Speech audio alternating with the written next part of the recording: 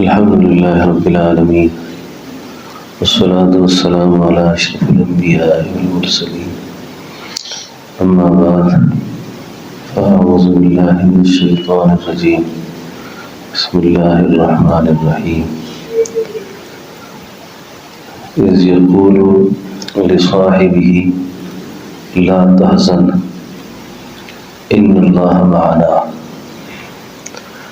صدق اللہ مولانا العظیم۔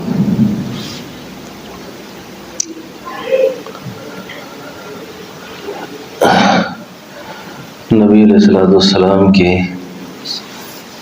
دین کی تعبیر اور اس کی تشریح اور قرآن کریم کے مطلب اور مفہوم کو صحیح معنوں میں سمجھا ہے صوفیاء نے، اللہ والوں نے۔ ایک بزرگ فرماتے تھے کہ تصوف کیا ہے؟ فرمایا تصوف ہے اللہ کی مخلوق کے لیے آسانیاں پیدا کرنا، اللہ کی مخلوق کے لیے آسانیاں پیدا کرنا، اور اللہ کی مخلوق کی کبھی بھی اللہ سے شکایت نہ کرنا، اللہ کی مخلوق کی کبھی بھی اللہ سے شکایت نہ کرنا، اور کبھی بھی اللہ کی شکایت مخلوق سے نہ کرنا۔ بس یہ چند جملے ہیں جس پہ طریقت کھڑی ہے۔ طریقت اسی پہ کھڑی ہے ساری، اور جب تک یہ نہ ہو تو حقیقت نصیب نہیں ہوتی۔ آپ ہم پڑھتے رہتے ہیں نا، شریعت، طریقت، حقیقت، معرفت ذات، یہ اکثر کتابوں میں اس طرح کی چیزیں ہمیں ملتی ہیں، لیکن ہم ان کے مطلب اور مفہوم کی طرف نہیں جاتے کہ یہ جو لفظ جو بیان ہوئے ہیں یہ اپنے اندر کتنے وسیع معنی کو سموئے ہوئے ہیں، کتنا وسیع معنی ان کے اندر پایا جاتا ہے۔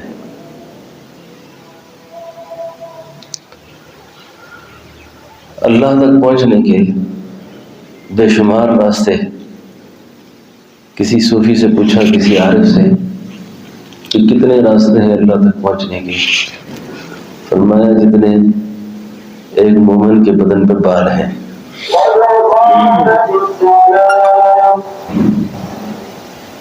ایک اللہ والے کہنے لگے کہ میں نے اس بات کو محسوس کیا کہ کسی غمزدہ انسان کو، کسی پریشان حال انسان کو کوئی بندہ سینے سے لگا لے اور اس کو صرف یہ کہہ دے تو پریشان نہ ہو، میں تیرے ساتھ ہوں، یہ اس نے اللہ کی سنت کو زندہ کیا۔ اس نے کس کی سنت کو زندہ کیا؟ اللہ کی سنت کو۔ بھائی جماعت ثانی آپ لوگ سنتے رہتے ہیں نا، یہ خلیفہ اول سیدنا ابوبکر صدیق رضی اللہ عنہ۔ تو میں آج اپنے سلسلے کے امام کی بارگاہ میں کچھ نذرانہ ان الفاظ سے پیش کر رہا ہوں۔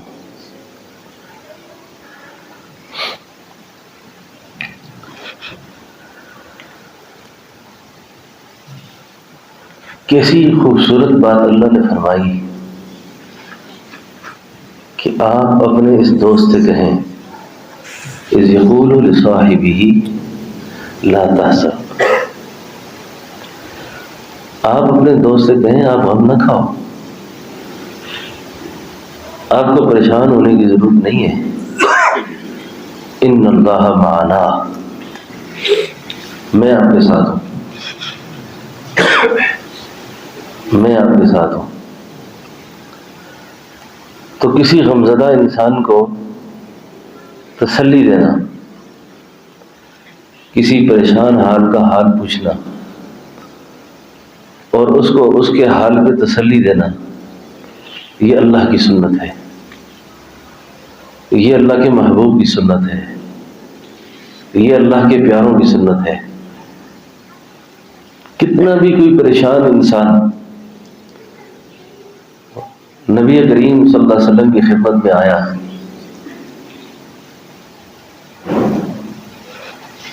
تو وہ وہاں سے تسلی لے کے اٹھا. تسلی، اس کی تسلی کا سامان حضور نے فراہم فرمایا. اس لیے تسلی دینی چاہیے، مایوس نہیں کرنا چاہیے. عام طور پر جب تربیت انسان کی نہیں ہوتی نا، اس وقت علم کی کمی نہیں ہے. علم تقریباً عام آدمی کے پاس بھی بڑا وافر مقدار میں ہے، معلومات کا ذخیرہ ہے. جو چیز کم رہ گئی ہے نا، وہ تربیت ہے. وہ تربیت ہے. اور تربیت انسان کی ہوتی ہے انسانوں کے پاس، وہ علم سے نہیں ہوتی. بلکہ بعض اوقات زیادہ علم تو آدمی کے لیے بڑا حجاب بن جاتا ہے، بڑی رکاوٹ بن جاتی ہے اس کی اصلاح میں.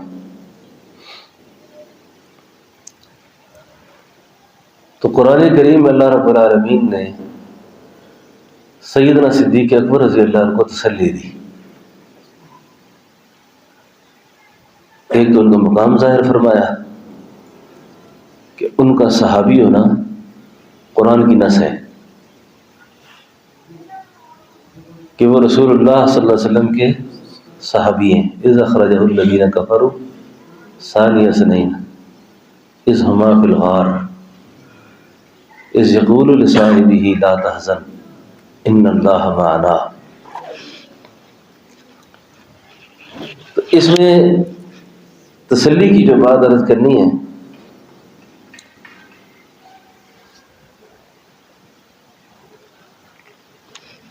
اس پہلو پہ ہماری بہت ساری کمزوریاں ہیں، اور یہ کمزوریاں دیندار لوگوں میں زیادہ پائی جاتی ہیں. کسی کا دل توڑ دینا، کسی کو مایوس کر دینا، کسی کو ناقابل اصلاح قرار دینا، تعلقات کو ختم کر دینا. یہ جو منصب ہے نا جہاں میں بیٹھا ہوں، اس منصب کے جو تقاضے ہیں نا، تقریباً ہر آدمی کسی نہ کسی درجے میں اپنے خاندان میں، اپنے دوستوں میں وہ اس منصب پر ہوتا ہے.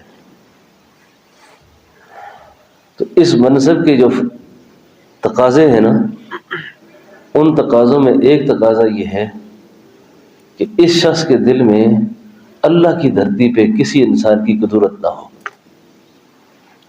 قدرت نہ ہو.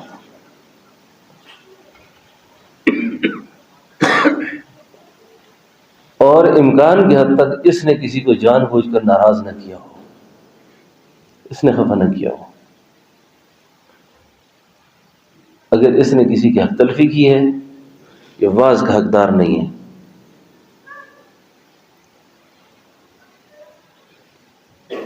نصیحت کا حقدار نہیں ہے، کیونکہ یہ منصب نبوت ہے.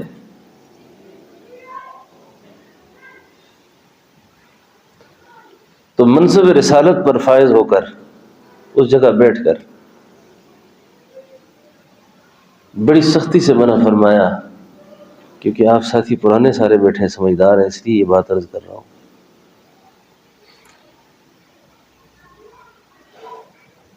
کہ جو پیغمبرانہ منصب ہے نا، اس منصب کو صحیح نبھایا صدیق اکبر نے. غم سے ٹوٹے تھے سارے لوگ، غموں کا پہاڑ. بیٹی بھی رو رہی ہے، صحابہ رو رہے ہیں. صبت علی مصائب لو انہا صبت علی الایام سن لیالیا. فاطمہ تو زہرا رو رہی ہے، کہتی ہے ہم آج میں نے وہ دیکھے، اگر پہاڑ دیکھتے،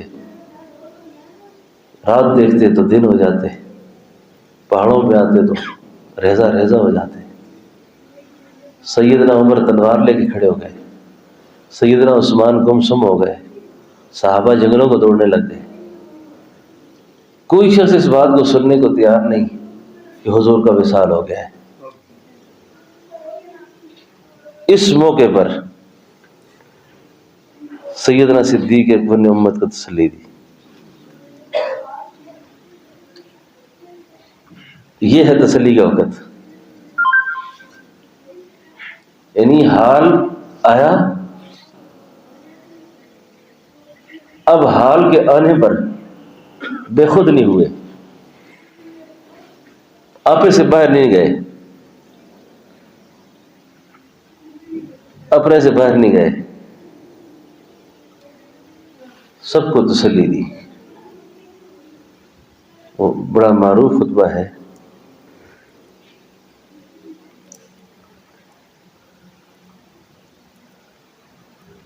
من کان یعبد محمدا فإن محمدا قد مات ومن کان یعبد اللہ ورسولہ فإنہ حی لا یموت۔ سن لو لوگو، جو محمد عربی کی بات کرتے ہیں وہ سن لیں، وہ آج دنیا سے پردہ فرما گئے ہیں۔ یعنی تسلی کا سامان، خلاصہ بات یہ ہے کہ تسلی۔ تو اس لیے جو لوگ یہ کام کر رہے ہیں نا دین کا، اس موجودہ حالات میں اسوہ صدیقی یہ ہے کہ وہ تسلی بانٹیں، اطمینان بانٹیں، غم تقسیم کریں، غم کو ابھاریں نہیں، غمگین نہ کریں۔ پہلے سے امت ٹوٹی پڑی ہے، پہلے سے لوگ غمگین پڑے ہیں،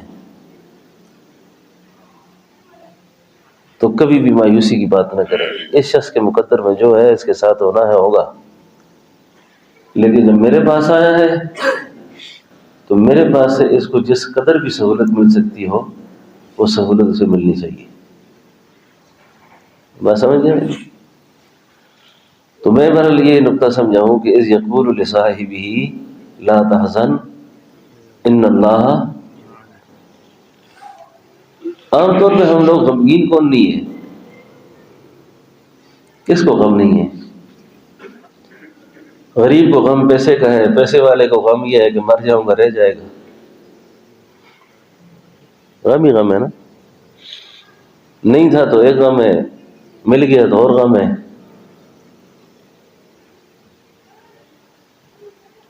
اولاد نہیں ہے تو اور غم ہے، مل گئی ہے تو نافرمان ہے، اور غم ہے۔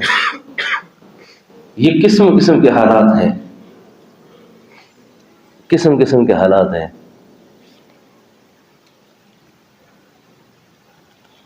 تو اگر کسی انسان پر کیسی کیفیت طاری ہو جاتی ہے نا، حالات آتے ہیں، یہ تو نہیں کہنا چاہیے کہ مجھ پہ حالات نہ آئے یا میں پریشان نہ ہوں، میں یہ غمگین نہ ہوں، یہ تو ایسا ممکن ہی نہیں ہے۔ اور میں آپ کو یہ بات عرض کروں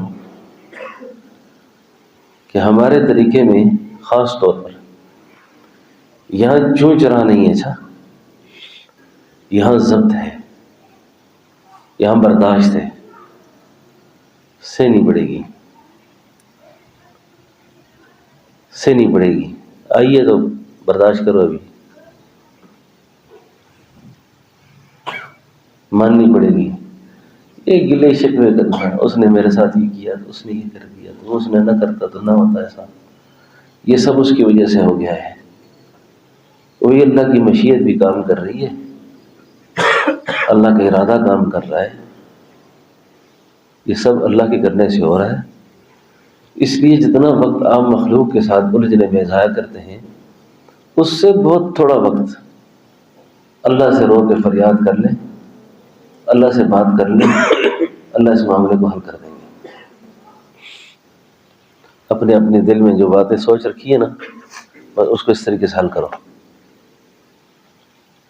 اس کو اس طریقے سے حل کرو۔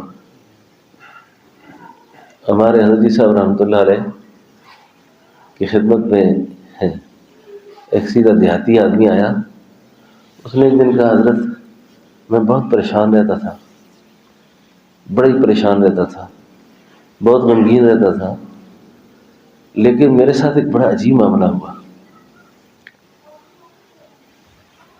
اسی پریشانی کے عالم میں دعا کر رہا ہوں تو ایک غیبی آواز محسوس کرتا ہوں کہ اپنا غم تو وہ کرے جس کا خدا کوئی نہ ہو. اپنا غم تو وہ کرے جس کا اللہ کوئی نہ ہو. اور میں جو ہوں، یعنی میرے بغیر کوئی اور جگہ ہے، کوئی اور در ہے جہاں سے غم ختم ہوتے ہوں، جہاں سے غم کم ہوتے ہوں، وہ تو میری چاہت پر منحصر ہے.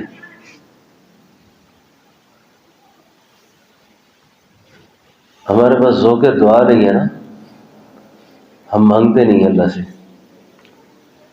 اور بعض اوقات نہ مانگنے کی وجہ سے بھی آزمائش طویل ہوتی ہے. مانگنے کی وجہ سے اللہ تعالیٰ آزمائش کو کم بھی فرما دیتے ہیں، اور اگر معاملات حل نہ بھی ہوں تو انسان کو حوصلہ اور سہولت ہو جاتی ہے.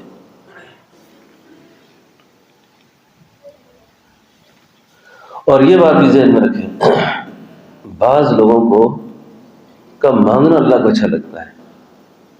ان پر حالات آتی اس وجہ سے ہیں کہ ان کے مانگنا اللہ کو اچھا لگتا ہے کہ مجھ سے مانگتے رہیں گے، مجھے پکارتے رہیں، مجھ سے فریاد کرتے رہیں، مجھ سے کہیں گے.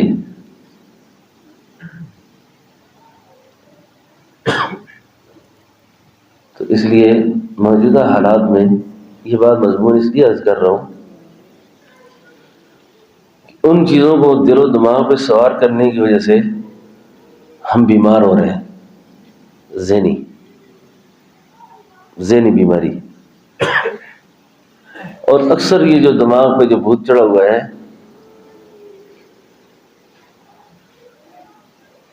یہ انجانے قسم کے خوف، انجانے قسم کے غم، یہ ناشکری ناقدری کی وجہ سے ہیں سارے. ناشکری کی وجہ سے، ناقدری کی وجہ سے، بے صبری کی وجہ سے. تو غار کی اس وحشت میں، غار کی اس تنہائی میں سیدنا ابوبکر صدیق رضی اللہ عنہ کے قلب مبارک پر کوئی پریشانی آئی ہوگی کہ کیا بنے گا، ابھی کیا ہوگا، کیا کریں گے. تو اس وقت یہ تسلی آئی، ان اللہ معنا، ان اللہ معنا. جب پریشان ہوا کریں تو یہ خیال کریں اللہ ہے ساتھ، اللہ جو ساتھ ہے، اللہ جو ہمارے ساتھ ہے. زندگی پر کیف پائی گرچہ دل پر غم رہا، زندگی پر کیف پائی گرچہ دل پر غم رہا، ان کے غم کے فیض سے میں غم میں بھی بے غم رہا. ان کے غم کے فیض سے میں غم میں بھی بے غم رہا. بس ایک غم بنا لیا ہے، بس غم جانے وہ جانے کیا کرے. تو سر مار دے سن دیتا ہے نا، نہیں لگے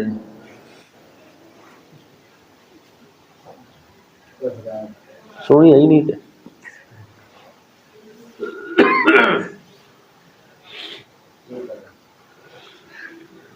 کہتے شادی نہیں کرتا.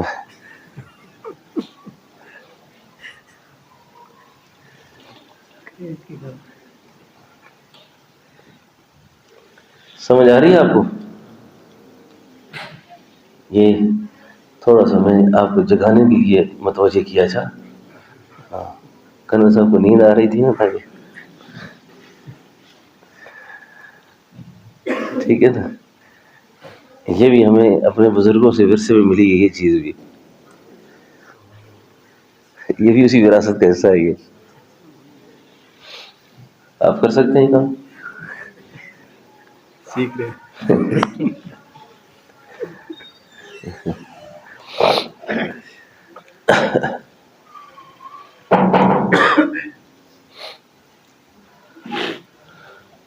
اللہ.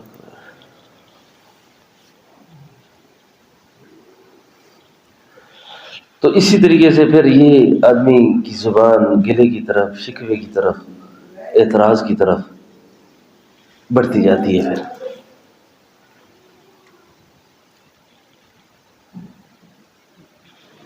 تو جب یہ بیماری بڑھنا شروع ہو جائے تو اس کی انتہا یہ ہوتی ہے کہ انسان کا تعلق اللہ کی ذات سے بالکل ختم ہو جاتا ہے، بس ایک خالی خولی آدمی پھر رہا ہوتا ہے۔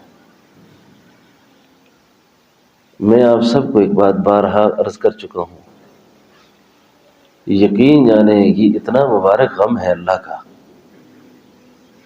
نہ بندہ بیماری میں پریشان ہوتا ہے، بیماری الگ چیز ہے، لیکن اس کا غم سوار ہونا الگ چیز ہے۔ مطلب سمجھ آیا؟ نہ کسی کیفیت میں ہوتا ہے، جو مرضی ہو جائے۔ یہ میں کوئی کرامت بیان نہیں کر رہا۔ ایک دفعہ میں کوئٹہ سے جہاز میں بیٹھا تو تھوڑی دیر کے بعد نا جی پائلٹ نے اعلان کیا کہ جی موسم بہت خراب ہے، فلائٹ نامبہار ہو سکتی ہے، تو ذرا اپنے بیلٹ شیلٹ باندھ کے رکھیں۔ شکو پکار شروع ہوئی جہاز میں نے رومال لپیٹا سر پر، میں نے کہا جو ہوگی ہوگی، میں مراقبہ شروع کر دیا۔ جہاز کا یہ کھائی میں جا رہا ہے، وقار صاحب کو تجربہ زیادہ ہے، یعنی جہاز کا جو کھڈا ہوتا ہے وہ ہوا ہوتی ہے نا کہ ہوا گرتا ہے، چیخ و پکار۔ میرے ساتھ جو بندہ بیٹھا کہتا بھائی صاحب تسی ہلے پہ نہیں ہو،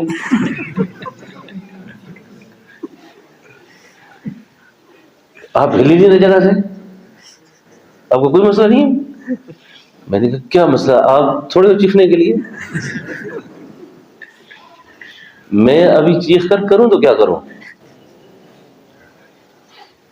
اب اس وقت پیٹنے کا ٹائم نہیں ہے، اس وقت تو اگر کوئی گڑبڑ ہو گئی تو یار سے ملنے کا ٹائم ہے جی۔ اب محبوب سے ملاقات کا وقت ہے، تو اس ملاقات کے وقت میں بندہ ادھر ادھر کی مارنا شروع کر دے، ہاں؟ اس لیے یہ میں آپ کو عرض کر رہا ہوں کہ جتنے بھی حالات ہوں، جو بھی پریشانی ہو، ایک تو پوری کوشش یہ کریں جس کے متعلق وہ چیز نہ ہو کبھی اس کے سامنے اس کا ذکر نہ کریں۔ اسی لیے تمام اللہ والوں کا اتفاق ہے اس بات پر کہ جسمانی بیماری اپنے معالج کے علاوہ اور روحانی بیماری اپنے مرشد کے علاوہ کسی سے تذکر نہ کریں اس کو۔ جیسے ہماری عام عادت ہے نا، ہر دو آدمی بیٹھ کے کیا بہت ہی پریشان ہو، بہت غمگین ہو، کوئی حال نہیں ہے میرا، تنگ ہوں، یہ ہو گیا میرے ساتھ، یہ ہو گیا۔ اور خاص طور پر عورتوں کے اندر یہ بیماری بہت زیادہ ہے، اور عورتیں بھی سن لیں اس بات کو، کسی کے سامنے اپنا غم بیان کرنے سے غم ختم نہیں ہوتا کبھی بھی، اور بڑھ جاتا ہے۔ البتہ ان سے بیان کرو جن سے آگے سے دعا کی امید ہو کہ دعا میں یاد رکھیں گے، اور وہ بھی شکایتاً نہ کرو، شکایتاً، حکایتاً، بطور واقعہ کی ایک بات بیان کرتا ہے۔ سیدنا ابوبکر صدیق رضی اللہ عنہ کے بارے میں لکھا ہے کتابوں میں کہ ان کو ایک جیسے نام صدیق ہے نا، دوسرا مرتبہ مقام صدیقیت، صدیقین کا جو مقام ہے، یہ صدیقین کے مقام پر کون سے لوگ فائز ہوتے ہیں؟ یعنی سیدنا صدیق اکبر کی ولایت کی خیرات کن کو پہنچتی ہے؟ بات سمجھ آ رہی ہے آپ کو؟ یعنی سیدنا ابوبکر صدیق رضی اللہ عنہ کی ولایت کی اور آپ کے مقام صدیق ہونے کی جو خیرات ہے وہ کن کو پہنچتی ہے؟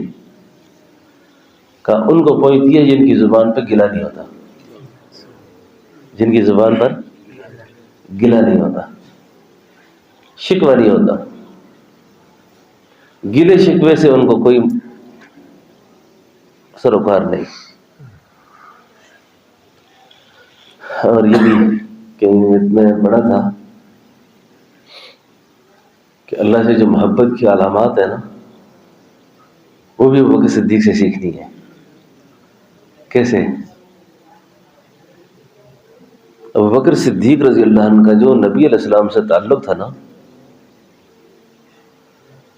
ان کی کچھ حیثیتیں تو ظاہری ہیں،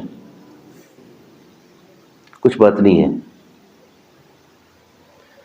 یعنی ظاہری حیثیت میں بھی ان کو اللہ نے ایک بڑا مقام دیا تھا، اس اعتبار سے کہ وہ رسول اللہ صلی اللہ علیہ وسلم کے سسر تھے، اور سسر کا مقام کتنا ہی کمزور ہو وہ داماد کے لیے باپ کی جگہ ہوتا ہے. بات سمجھ آ رہی ہے؟ وہ باپ کی جگہ ہوتا ہے، تقابل کے طور پر نہیں. صرف اگر خلیفہ بلا فصل کی بات کریں نا تو میں سیدنا علی کا بہت عاشق ہوں، کیونکہ علی کو مولا کس نے کہا ہے؟ اللہ کے نبی نے کہا. صحابہ میں تقابل اور تفاضل والی طرز اختیار نہیں کرنا چاہیے، سب کا اپنا اپنی جگہ مقام ہے، لیکن یہ خوبصورت انداز اختیار کریں کہ علی کی حیثیت بیٹے والی ہے. علی کی حیثیت اس لیے کہ اس نے بیٹی لی ہے، اس نے بیٹی، اور صدیق نے بیٹی دی ہے. جو دیتا ہے وہ باپ ہوتا ہے، جو لیتا ہے وہ. کتنی خوبصورت تشریح ہے یہ، ہے کہ نہیں ہے؟ فضل بھائی کیا خیال ہے آپ کا؟ صدیق نے دیکھا ہے 37 سال، علی نے دیکھا ہے 17 سال. 17 کا انسان زیادہ ہے کہ 37 کا؟ 37 والا باپ ہوتا ہے، 17 والا بیٹا ہوتا ہے. یہ ظاہری تعبیر ہے فضیلت کی، لیکن صدیق اکبر رضی اللہ عنہ نے باطنی طور پر جو باتیں چیزیں حاصل کی، جس کا پرتو آپ پر پڑا. نبوت نے شکوہ نہیں کیا کبھی اللہ سے، نبوت نے شکوہ نہیں کیا، تو صدیق نے بھی کبھی شکوہ نہیں کیا. اب اتنا قرب ہے، بات یہ عرض کر رہا ہوں، قرب کتنا ہے، قربت اتنی زیادہ.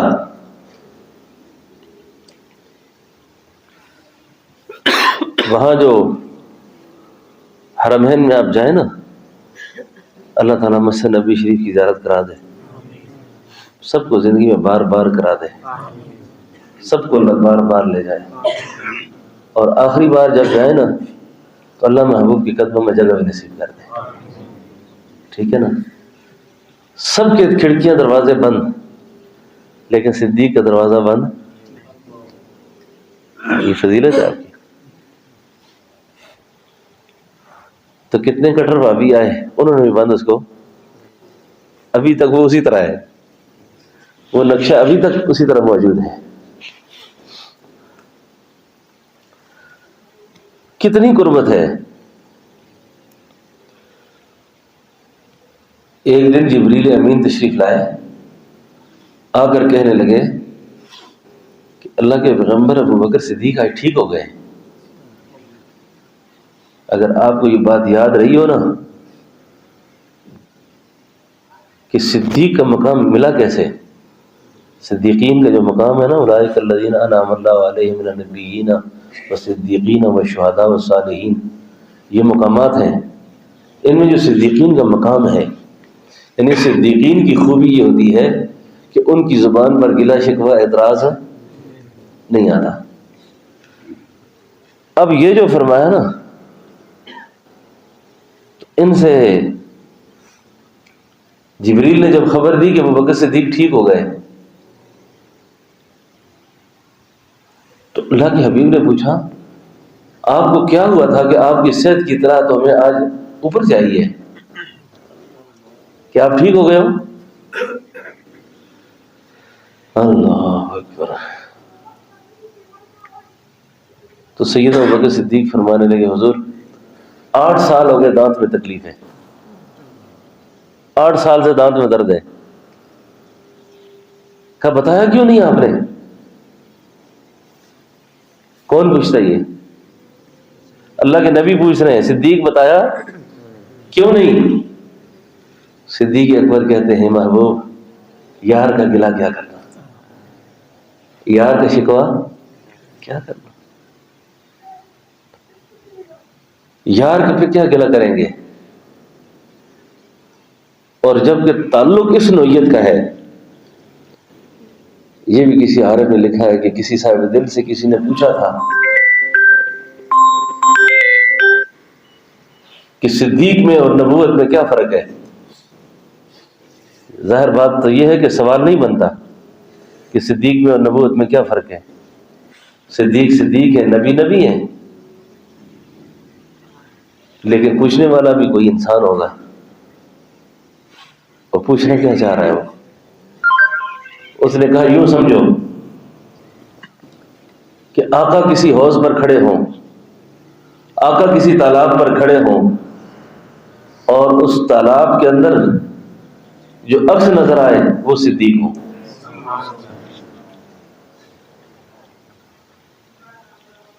قمر صاحب کیسی منقبت ہے یہ؟ ایسا مشاہرہ آپ کر سکتے ہیں؟ کتنا بلند مقام ہے پایا صدیق نے، بستر نبی دے کول لگایا صدیق نے، پہلے اعلان تے آکھیا حاضر میرے حضور، سوچا ذرا نہ آزمایا صدیق نے. تن من تے دھن اولاد بھی واری حضور تو، تن من تے دھن اولاد بھی واری حضور تو. زہرا دا خود جنازہ پڑھایا صدیق نے. ایک بڑی خوبصورت بات کی، کر یار صدیق تیاری ساڑی ازلاں تو ہے یاری، ہجرت دی منزل بھاری. سیدنا صدیق اکبر نے کہا تیرا بھار صدیق اٹھاوے، تیرا بھار صدیق اٹھاوے، تینوں کوئی تکلیف نہ آوے، میں صدقے لکھ لکھ واری ساڑی ازلاں تو ہے یاری. تیرا بھار صدیق اٹھاوے، تینوں کوئی تکلیف نہ آوے، میں صدقے لکھ لکھ واری ساڑی ازلاں تو ہے یاری. کر یار صدیق تیاری ساڑی ازلاں تو ہے یاری. کیا منظر ہوگا وہ کہ علی کو سلایا صدیق کو اٹھایا.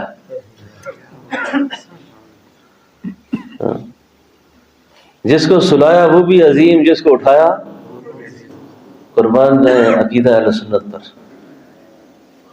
عقائد اہل سنت پہ قربان جاؤ. اور شکر کرو اللہ نے ہمیں صحیح عقیدہ دیا، نہ تو ہم صحابہ کے گستاخ نہ اہل بیت کے گستاخ. صحابہ بھی اساس دین، اہل بیت بھی اساس دین. صحابہ اور اہل بیت اگر دین سے نکل جاتے ہیں تو دین کا سارا مقدمہ ہی ختم ہو جاتا ہے. ہمیں کیسے پتہ چلا ہے؟ صدیق کی گواہی پہ تو اسلام کھڑا ہے، علی کی گواہی پہ تو قرآن کھڑا ہے. اور کوئی بھی کیس ہو وہ گواہوں کی بنیاد پر ہوتا ہے. اب درمیان سے کہتے ہیں جی گواہ ختم کرو، کیس ختم. نبی کی رسالت کا مقدمہ، ختم نبوت کا عقیدہ، یہ صدیق اور علی کی گواہی پہ ہے سارا. اور گواہوں کو مشکوک بناؤ گے سب کچھ مشکوک. اس لیے صحابہ کرام جو ہے نا، صحابہ کرام،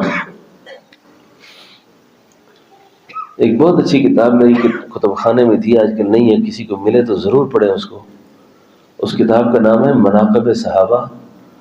ڈاکٹر اسماعیل میمن صاحب تھے، شیخ الحدیث صاحب کے خلیفہ تھے کینیڈا میں، یہ انہوں نے لکھی تھی مناقب صحابہ. میں نے بہت مناقب پڑھے، صحابہ کے حالات پڑھے. لیکن اس کتاب کو پڑھ کے اندازہ یہ ہوا کہ جیسے اہل سنت کا عقیدہ ہے کہ صحابہ محفوظ ہیں، انہوں نے قرآن کریم کی کچھ آیات کو اس طرح پیش کیا ہے جس سے یہ معلوم ہوتا ہے کہ صحابہ بھی کوئی معصومیت کے درجے کے لوگ تھے. جو عقیدہ یہ نہیں ہے، عقیدہ وہی ہے جو اہل سنت کی کتابوں میں درج ہے. لیکن صحابہ بڑی شان والے تھے، صحابہ بڑی شان والے تھے. صحابہ کو اللہ نے بڑا ہی مقام دیا، بڑی عزت دی اللہ نے، اور سیدنا ابوبکر صدیق کو ان کا امام بنایا. سیدنا ابوبکر صدیق کو ان کا امام بنایا. اس لیے صحابہ کے تذکرے، صحابہ کے چرچے اپنے بچوں کے سامنے کیا کریں، ان کی باتیں گھروں میں کیا کریں. بڑی مماثلت ہے. آپ کا کیا نام ہے؟ جی اچھا. بڑی مماثلت ہے نبی علیہ السلام میں اور سیدنا ابوبکر صدیق میں، بہت مماثلت ہے. نبی علیہ السلام نے جو آپ کی ظاہری حیات طیبہ ہے نا، وہ 63 سال ہے. 60 اور 3 63. سیدنا ابوبکر صدیق رضی اللہ عنہ نبی 63 سال اور پائیے، یعنی عمر میں 2 سال. نبی علیہ السلام جیسے نبوت ملنے سے پہلے آپ کا لڑک پن، آپ کی جوانی، نبوت تک کا وقت، نبوت کے بعد آپ نے ہر اس کام سے اللہ نے آپ کو بچایا جو کام لڑک پن میں، جوانی میں، بڑھاپے میں کسی بھی اچھے انسان کے لیے اچھا نہیں سمجھا جاتا. تو اللہ کے نبی نے وہ کوئی کام بھی. تو سیدنا ابوبکر صدیق رضی اللہ عنہ کے ساتھ بھی اللہ نے کوئی ایسا ہی معاملہ کیا. کہتے ہیں کہ لوگ شراب پیتے تھے، مجھے شراب اس وقت بری لگتی تھی. لوگ جوا کھیلتے تھے، مجھے اسلام لانے سے پہلے بھی جوا. یعنی جتنی بھی چیزیں اسلام سے پہلے منع تھی، اسلام لانے کے بعد محسوس ہوا کہ یہ چیزیں ٹھیک نہیں ہیں، اللہ نے مجھے پہلے بھی بچایا رکھا ان سے. بات سمجھیے. 2 سال پہلے آپ کو زہر دیا گیا، 2 سال پہلے سیدنا ابوبکر صدیق کو بھی زہر دیا گیا. اور بعض کتابوں میں یہ بھی لکھا ہے کہ آپ جو وفات کی جو وجہ ہے نا، وہ زہر ہی بنی ہے. 8 نبیوں کے ساتھ ہوئے، اچھا صحابہ کے ساتھ بھی ہوئے ہیں.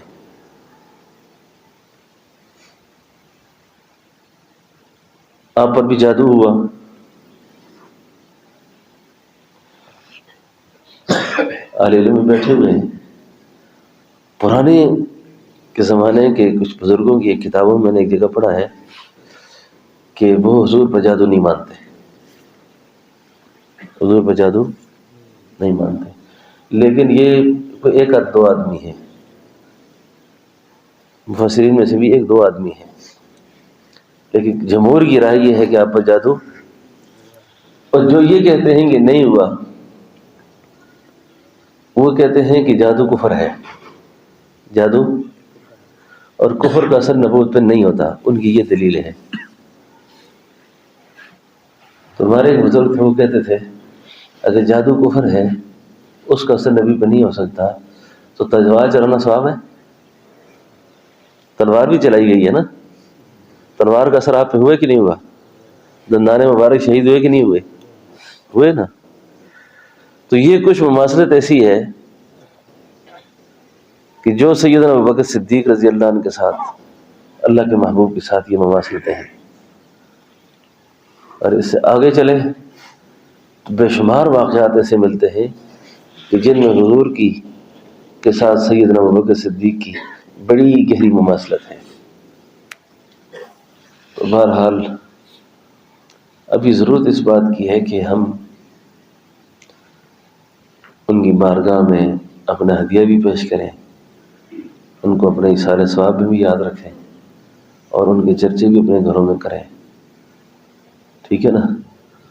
اور ہمارا اور زیادہ حق اس لیے بنتا ہے کہ ہم نقشبندی ہیں اور ہمارے سلسلے کے امام ہیں وہ، ہمارے سلسلے کے امام ہیں وہ، ٹھیک ہے نا؟ ہمارے سلسلے کے بہت بڑے امام ہیں، تو اللہ رب العالمین سیدنا ابوبکر صدیق رضی اللہ عنہ کے درجات کو اور زیادہ بلند فرمائے۔ تو یہ ہمارا جو طریقہ ہے نا، اس کا نام پہلے سلسلہ صدیقیہ تھا، سلسلہ صدیقیہ اسی طریقے کو کہا جاتا ہے۔ تو اللہ سے دعا ہے کہ اللہ پاک ہم سب کو اپنی نسبت کا پاس لحاظ رکھنے کی توفیق نصیب فرمائے، اور جو مضمون عرض کیا گیا اللہ اس مضمون پر عمل کرنے کی توفیق نصیب فرمائے۔ تھوڑی دیر مراقبہ کر لیں۔